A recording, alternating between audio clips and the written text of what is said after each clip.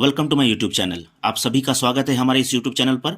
आज आप सभी के बीच में मैं गणित के एक चैप्टर्स का सूत्र को लेकर के आया हूं। यह आयतन का सूत्र है जो आपके लिए, आपके एग्जाम के लिए बहुत इंपॉर्टेंट है, चाहे वो प्रतियोगिता परीक्षा हो, चाहे एकेडमिक की कोई परीक्षा हो, चाहे 10वीं 9वीं 8वीं, इन सभी की परीक्षाओं में भी ये इंपॉर्टेंट है।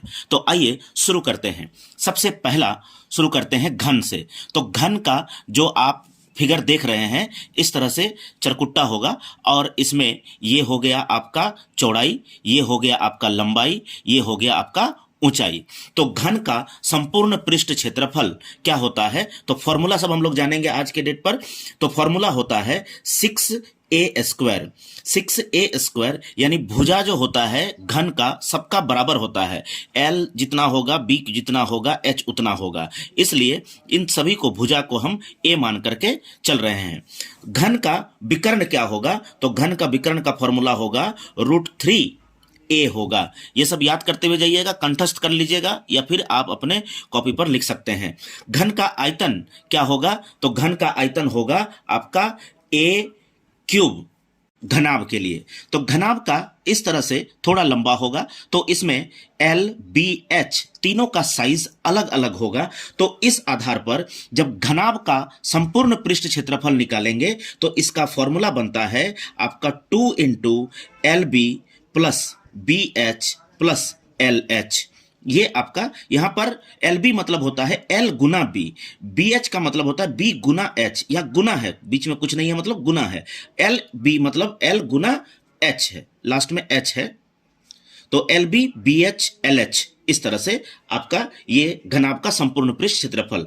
घनाभ का विकर्ण अगर निकालेंगे तो जैसे मैंने कहा कि LBH अलग होता है, तो √L² + B² + H² होगा। घनाभ का आयतन क्या होगा, तो घनाभ का आयतन होगा L × B × H, या फिर इसको LBH भी लिखते हैं। अगला आते हैं बेलन पर। तो बेलन का आपको इस तरह से सिलेंड्रिकल आपको दिखाया जाएगा, जिसमें ये आपका ऊंचाई होगा, ये जो है ये आपका त्रिज्या होगा, क्योंकि ये नीचे वृत्त टाइप का है तो ये त्रिज्या हो गया है, ये भाग आपका, ये ऊपर भी आपका त्रिज्या हो गया। तो बेलन का संपूर्ण पृष्ठ क्षेत्रफल हम निकालेंगे, तो बेलन का संपूर्ण पृष्ठ क्षेत्रफल होता है 2πRh + 2πr²। ये फॉर्मूला होता है संपूर्ण पृष्ठ के लिए निकालेंगे। तो 2πr² किस लिए है, क्योंकि दो आपको वृत्त दिया गया है, इन दोनों वृत्त का क्षेत्रफल को भी हम लोग ऐड करते हैं। तो इसको हम लोग अगर शॉर्ट में देखेंगे तो 2πr को हम लोग कॉमन ले लेते हैं और अंदर बच जाता है H + R। तो ये भी फॉर्मूला होता है, ये भी फॉर्मूला होता है, दोनों में से किसी को भी आप ले सकते हैं। अगला, लंबवृत्तीय बेलन का वक्र पृष्ठ क्षेत्रफल क्या होता है, तो वक्र पृष्ठ क्षेत्रफल होगा 2πRh होता है। बेलन का आयतन क्या होगा, बेलन का आयतन इंपॉर्टेंट है, ये ज्यादातर पूछता है आपके एग्जाम में, तो ये हो जाएगा आपका πr²h। तो ये हो गया आपका बेलन का। तो बेलन के लिए इतना ही क्वेश्चंस आपको सबसे ज्यादा पूछे जाते हैं। अगला, तो ये अभी आप लोग याद करते हुए जाइएगा। अगला आपका हो गया शंकु का। शंकु के लिए ये आपका फिगर इस तरह से दिखा हुआ है। ऊपर आपका त्रिकोण टाइप का रहेगा और नीचे आपका वृत्त रहेगा। ये ऊंचाई है, L जो है ये तिरछा दिया हुआ है, L का मतलब होता है तिर्यक ऊंचाई।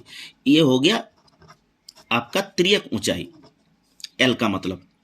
ये हो गया R आपका, ये हो गया H आपका। तो शंकु का आपका पृष्ठ क्षेत्रफल, संपूर्ण पृष्ठ क्षेत्रफल निकालेंगे तो आपका फॉर्मूला हो जाएगा πRL + πr²। तो πRL में यहां पर हम लोग कॉमन अगर लेंगे तो πR को कॉमन ले लेते हैं, L + R। L क्या है, तिर्यक ऊंचाई है, जो हम लोग नीचे देखेंगे तिर्यक ऊंचाई कैसे निकालेंगे। अगला, लंबवृत्तीय शंकु का पृष्ठ क्षेत्रफल अगर हम निकालेंगे तो पृष्ठ क्षेत्रफल होता है πRL होता है, L छोटा l लिखते हैं। शंकु का आयतन कैसे निकालते हैं, शंकु का आयतन 1/3 πr² होता है। उसके बाद लास्ट जो है तिर्यक ऊंचाई यानी तिर्यक लंबाई कैसे निकालेंगे, तो तिर्यक ऊंचाई जो है या लंबाई जो है पाइथागोरस प्रमेय के आधार पर निकालते हैं, जिसमें L² बराबर आपको अगर रूट अगर नहीं देंगे तो यहां स्क्वायर देंगे, अगर रूट देंगे तो यहां से स्क्वायर हम हटा देंगे और यहां लिखेंगे हम लोग R square plus H square.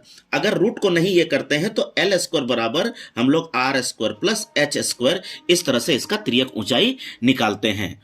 तो ये शंकु का आपको क्लियर हो गया। अब गोले का जिस तरह से आपको फिगर यहां दिख रहा है, इस गोले में ये आपका त्रिज्या है, ये केंद्र है। तो यहां पर मैंने आपको लिख दिया है कि गोले का पृष्ठ क्षेत्रफल कैसे निकालेंगे। ये 4 पाई आर स्क्वायर होगा और गोले का आयतन क्या होगा, 4/3 पाई आर क्यूब होगा, ये याद रखिएगा। उसके बाद अर्धगोला में आते हैं। तो अर्धगोला में इस तरह से आधा गोला आपको दिखाई देगा। ये आधा गोला का आपको क्वेश्चन से वगैरह एग्जाम में पूछता है। अर्धगोला का संपूर्ण पृष्ठ क्षेत्रफल हम लोग कैसे निकालेंगे, तो अर्धगोला का संपूर्ण पृष्ठ क्षेत्रफल होता है आपका 3 पाई आर स्क्वायर होता है।